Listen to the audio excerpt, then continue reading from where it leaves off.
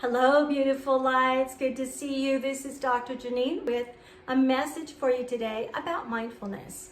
To me, mindfulness is, in my opinion, the very most effective way to rearrange the thought patterns in our minds. In other words, change our thought patterns and rearranging the neural pathways of our brain. We're going to reset our brain to thinking the things and the thoughts that we want to present and therefore materialize out into the world. Otherwise, we're just being driven by our subconscious mind. It's like being on autopilot. It's like being in a car with no one at the wheel. So you're not really in control.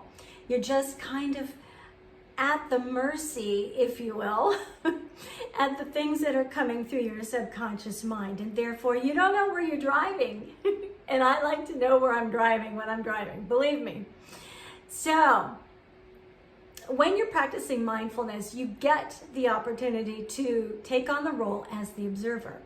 So, basically, for instance, if you were to do a mindful meditation, you close your eyes, and if, for instance, as you're observing your thoughts and you're breathing, and your thoughts come through your mind and they're very fearful, you have fear that's coming through your mind, you have the opportunity to then interject into these thought patterns during a meditative moment when your subconscious mind is probably at its most suggestive besides hypnosis. So during this meditative moment, you can interject, I am fearless.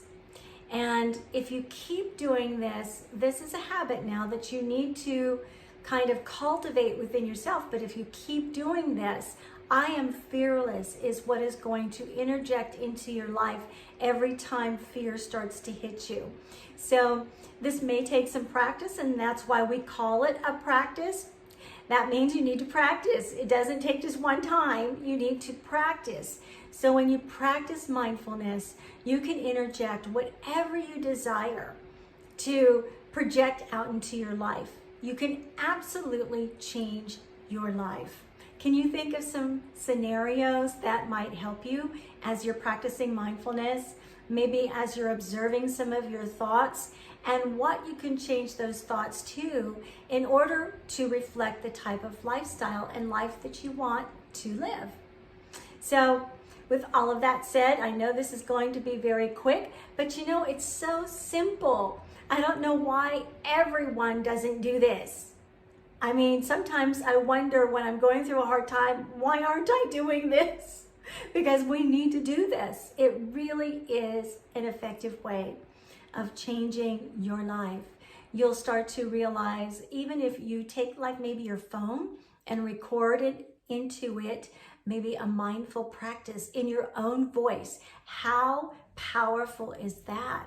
And just go into a meditation and allow those maybe I am statements or maybe things that you want to manifest, your dreams, your desires, to just be fed into you. You would not believe the power of that. When I'm doing a practice like that, I actually dream it.